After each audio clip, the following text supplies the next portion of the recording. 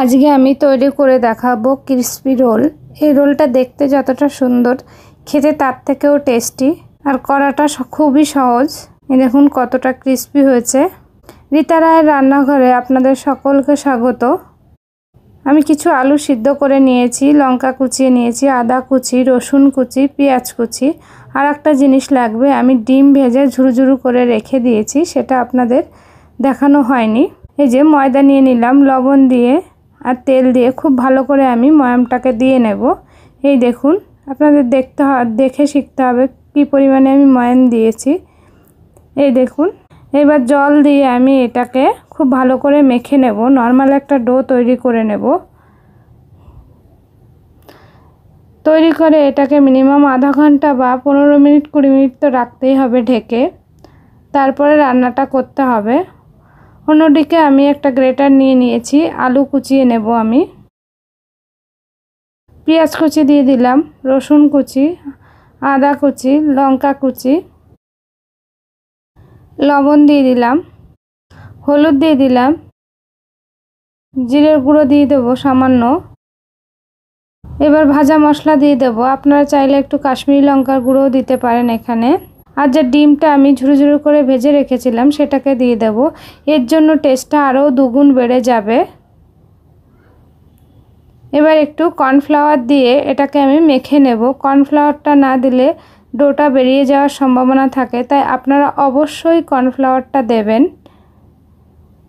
এই যে আমি খুব ভালো করে মেখে নেব এটাকে।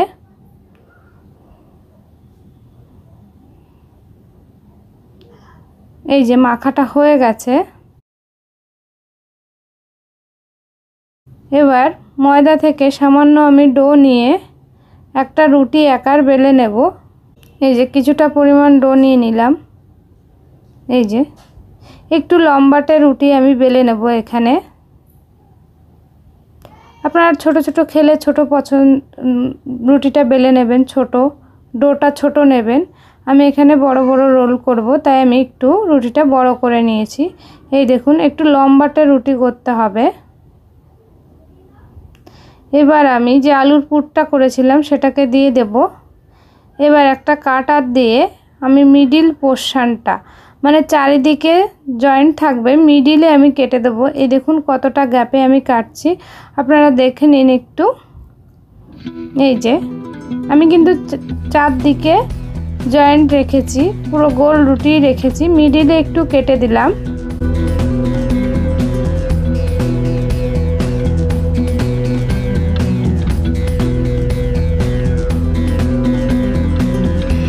আর একটু সাইড দিয়ে সামান্য জল লাগিয়ে নেব।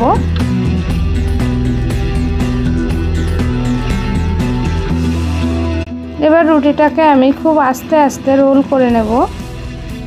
এই দেখুন,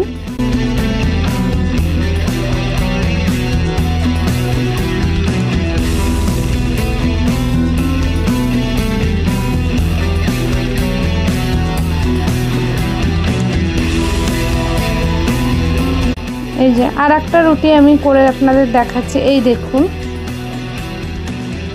মাঝ বরাবর আমি এটাকে টেনে নিচ্ছি। চারিদিকে একটু জল লাগিয়ে নিলে জিনিসটা আর খুলে যাবে না। কর্নফ্লাওয়ার দেওয়ার ফলে আর আলুটাও বেরিয়ে যাবে না। এই যে হালকা হাতে রোল করে নিলেই তৈরি হয়ে যাবে এটা ক্রিসপি রোল।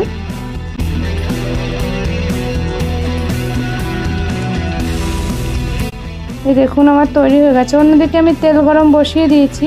ফ্ল্যাট কড়াই হলে এটা খুব ভালো হয়, কিন্তু আমার কাছে ফ্ল্যাট কড়াইটা ছিল না।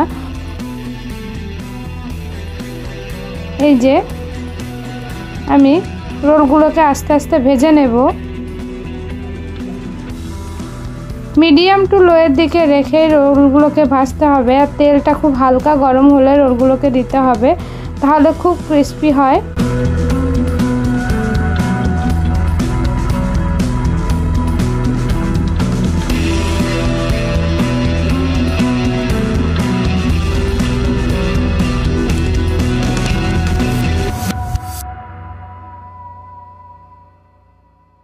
এই রোলটা আমার তৈরি হয়ে গেছে।